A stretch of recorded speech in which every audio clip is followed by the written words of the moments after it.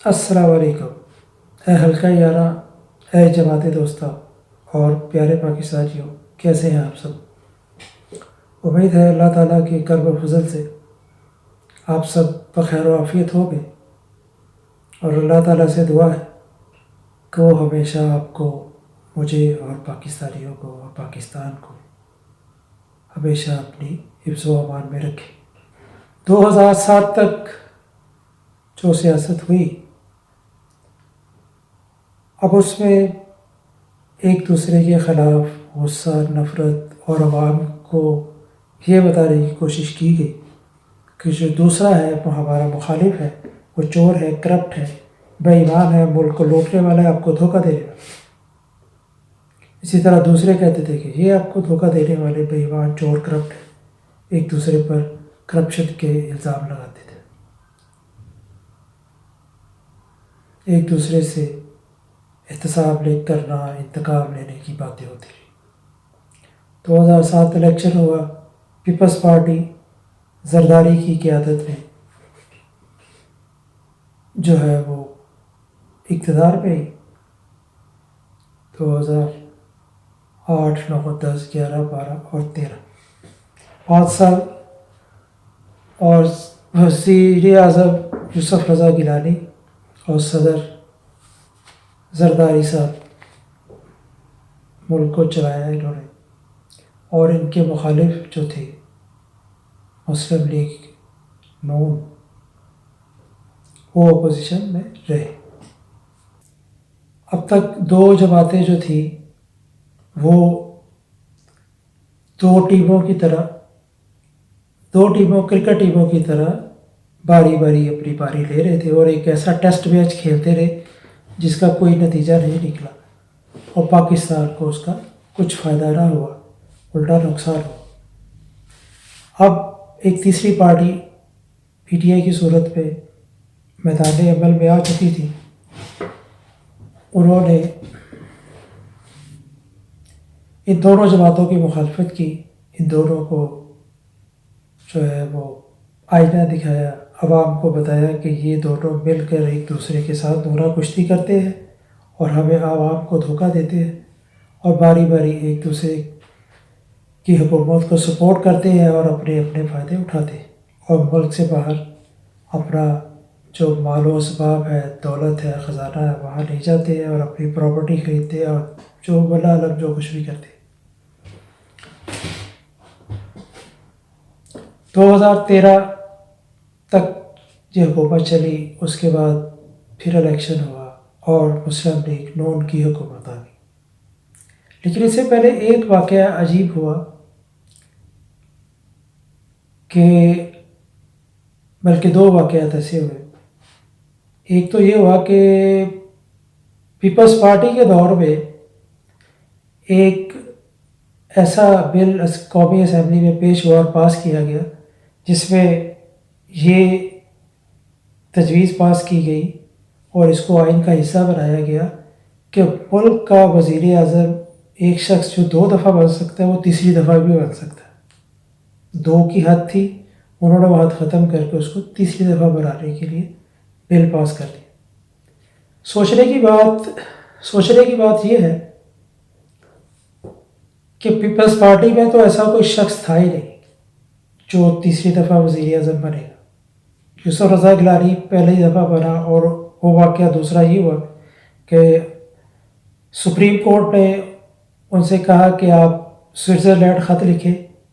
اور وہاں سے بینکوں سے یہ دولت واپس لینے کے لیے کچھ ایسا حساب کتاب ہمارا ہونا چاہیے جو پتہ چلے۔ تو انہوں نے زرداری کے خلاف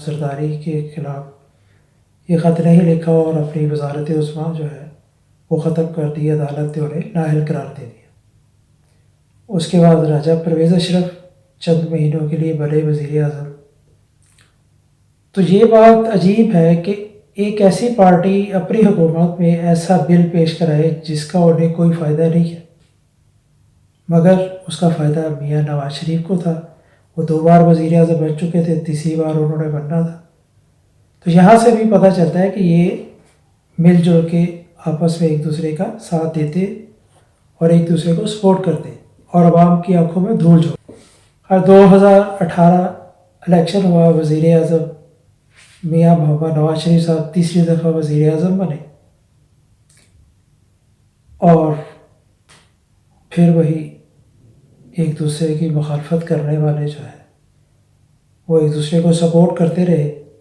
اور پی ٹی آئی کے چیئرمین عمران خان صاحب کہتے رہے کہ یہ نورا کشتی کرتے ہیں، عوام کو دھوکہ دیتے ہیں، جیسے میں اقتدار میں آیا یہ میرے مخالف سب اکٹھے ہو جائیں گے، اور بالآخر ایسا ہی ہوا۔ 2018 کے الیکشن میں جب عمران خان صاحب الیکشن کمپین میں تھے، انتخابات ہوئے، الیکشن ہوئے، تو ان دونوں پارٹیوں نے، پیپلز پارٹی اور نون لیگ نے مل کر الیکشن لڑا اور مشترکہ اپوزیشن میں بیٹھے، اور عمران خان کے خلاف ہو گئے سارے۔ یہ ایک عجیب منظر بھی ہم نے دیکھا کہ ایک قابل، صاف ستھرا، ایماندار شخص وزیر اعظم ہے، اور اس کے مخالف سارے کرپٹ چور، جو ایک دوسرے کو چور کہتے تھے، لٹیرا کہتے تھے، بے ایمان، غدار اور جانے کیا کچھ کہتے تھے، اور جو بے نظیر کو پیلی ٹیکسی اور اس کی تصویریں ہیلی کاپٹر سے گرانے والے اور کتے نہلانے والی اس طرح کے الفاظ کہے گئے ان کے بارے میں، اور اس کے شوہر اور اس کا بیٹا انہی لوگوں کے ساتھ مل کر کیسے ایک میز پہ بیٹھ کے کھانا کھا لیتے، ایک دوسرے کو ایک دعوت دیتے ہیں، ملتے ہیں، ان کا ضمیر، ان کی غیرت کیسے گوارا کرتی ہے؟ ہماری تو نہیں کرتی۔ میرے نانا امرتسر میں پاکستان بننے سے پہلے ایک سکھ نے انہیں مذاق میں گالی دی تھی، ایسے ہی مذاق میں گالی، جیسے یار دوست ہوتے انہوں نے، تو ان کو بہت برا لگا اور ان کا جھگڑا بھی ہوا، تو لوگوں نے چھڑا دیا کہ چلو چھوڑو، گلی بلے کی بات ہے۔ لیکن جب 1947 میں فسادات شروع ہوئے، قتل و غارت شروع ہوئی امرتسر میں، تو اس سکھ سے جب آمنا سامنا ہوا تو میرے نانا نے اس کی گردن کاٹ دی تھی کہ تو نے مجھے گالی دی تھی، اور وہ میں بھلا نہیں سکتا، میری غیرت کی گوارا نہیں کرتی۔ تو ہم تو ایسے لوگوں کی اولاد ہے، ہمیں تو کوئی میلی آنکھ سے دیکھے، ہمارے گھر کی غیرت کو کوئی نظر بھر کے دیکھے تو ہم اس کا سر کاٹ دیتے ہیں۔ تو یہ ان کا اپنا ضمیر کا معاملہ ہے، غیرت کا معاملہ ہے، میں کچھ نہیں کہہ سکتا۔ لیکن اب جو ہوا ہے وہ اس ملک کے لیے اچھا نہیں ہو، اس پر بات اگلے حصے میں کریں گے۔ تب تک اجازت دیں، چینل کو سبسکرائب کریں اور دعا کریں کہ ہمارا ملک ہر قسم کی آفت مصیبت سے بچے، اور اللہ تعالیٰ ہم سب کو اور اس ملک کو اپنی حفظ و امان میں رکھے۔ اللہ حافظ۔